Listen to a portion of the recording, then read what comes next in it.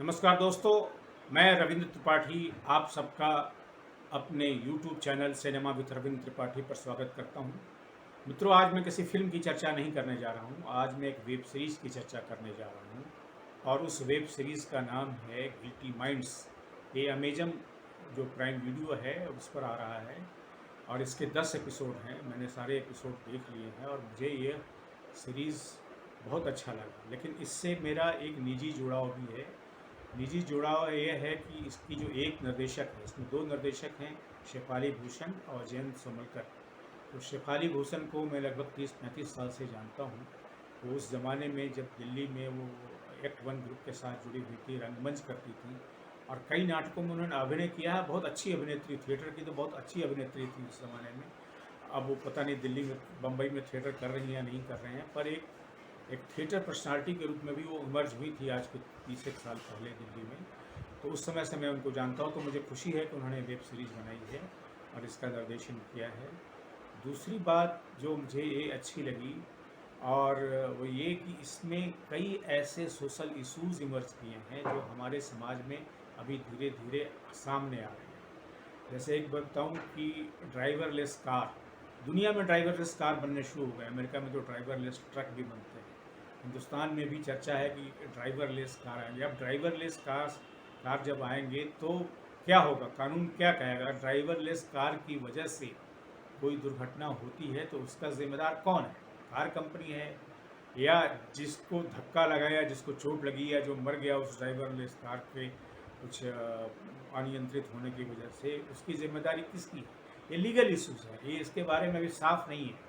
तो मैंने कहा ना कि सोसाइटी में जो लीगलिटी है या जो कानून है वो हमेशा नई सिचुएशन के प्रति अपने आप को कोप करता रहता है, लेकिन उसके बारे में भी चेतना नहीं रहती।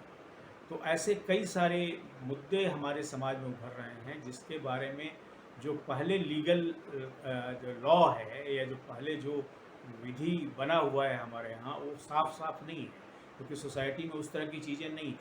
जैसे एक दूसरी चीज़ मान लीजिए कि जो फर्टिलिटी वाला जो क्लिनिक है वो तो कई वर्षों से हिंदुस्तान में है, लेकिन उसमें भी कई लीगल इश्यूज़ हैं। मान लिया आपने फर्टिलिटी क्लिनिक से सहयोग लेकर के कोई बच्चा आपको हुआ, तो अगर बाय द वे वो बच्चा अशक्त है या किसी तरह की उसमें मानसिक या शारीरिक कमी है, तो उसका ज़िम्मेदार कौन होगा? या फर्टिलिटी क्लिनिक उसके लिए ज़िम्मेदार है? तो बहुत सारे इश्यूज़ ऐसे हैं जो हमारे समाज में धीरे धीरे आ रहे हैं और उनको लेकर के हमारा कानून साफ नहीं है। उस कानून को अभी उसके अनुसार ढालना पड़ेगा। यूँ होता है समाज में, नए नए कानून इसलिए बनते हैं, इसीलिए हमारा विधि मंत्रालय है, जो कानून मंत्रालय है, वो लोगों से इंटरेक्ट करता है कि क्या कानून बनाएं। और बहुत सारे जो ग्रुप हैं वो कानून मंत्रालय को अपनी सिफारिशें भी भेजते हैं कि इस विषय पर कानून बनना चाहिए। अब इसमें एक और जैसे मामला है, आजकल आप देखते हो कि डेटिंग ऐप है, युवा पीढ़ी डेटिंग कर रही है और सामने किसी लड़के या लड़की से बातचीत कर रही है, लेकिन वो डेटिंग ऐप जो है वो सामने वाला लड़का या लड़की रियल है इसका पता आपको नहीं होता है। जवाब आते हैं उधर से, लेकिन हो सकता है कि वो रियल ना हो सकता है कि वो आर्टिफिशियल इंटेलिजेंस के द्वारा जो कोई मशीन है, जो कंप्यूटर है दरअसल वही जवाब दे रहा हो। एक साथ 50 लोगों को जवाब दे रहा हो और 50 लोग या 50 सैकड़ों लोग भी हो सकते हैं जो लग रहे होंगे, जिनको लग रहा होगा कि वो किसी लड़की या लड़के से बात कर रहे हैं, उधर से जवाब आ रहा है, लेकिन होता कोई नहीं है, वो रियल कोई नहीं होता है। तो आपका तो इमोशनल हार्ट ब्रेक हुआ। मान ली एक दिन आपको कर दिया कि रिजेक्ट कर दिया जाए किसी डेटिंग ऐप के द्वारा, आपने कुछ प्रपोजल दिया और डेटिंग ऐप ने आपको रिजेक्ट कर दिया, तो आपको लगा कि किसी लड़के या लड़की ने आपको रिजेक्ट कर दिया, तो आपको इमोशनल शॉक लगता है। क्या वो इमोशनल शॉक जो है उसकी वजह से आपकी जो मानसिक परेशानी से गुजरना पड़ा, क्या उसके लिए आप किसी पर कानूनी दावा ठोक सकते हैं? ये सब ऐसे कई मुद्दे इसमें उभरते हैं। और भी मुद्दे हैं इसमें जो कई बार फिल्मों में हम देखते हैं, कई तरह के सामाजिक अपराध हैं, वो सब भी आते हैं, वो सब भी हैं, वो भी बड़े दिलचस्प हैं। तो इस कारण से दूसरा, इसमें वकीलों की जो दुनिया है वो भी, कैसे वकीलों में भी आपस में प्रतिस्पर्धा होती है, लीगल फर्म्स हैं उनमें कई बार कैसे इंटरनल बिकरिंग होता है। और आपको शायद मालूम होगा या नहीं मालूम होगा तो मैं बता दूं कि शेफाली भूषण जो हैं वो लीगल, ये देश का एक बहुत बड़ा लीगल परिवार है, उससे जुड़ी हुई हैं। उनके पिता श्री शांति भूषण बहुत चर्चित वकील हैं, कानून मंत्री रह चुके हैं। उनके भाई प्रशांत भूषण भी देश के एक चर्चित वकील हैं, तो उनका एक पारिवारिक पूरा उनका एक संस्कार रहा है कि लीगलिटी कैसे काम करती है।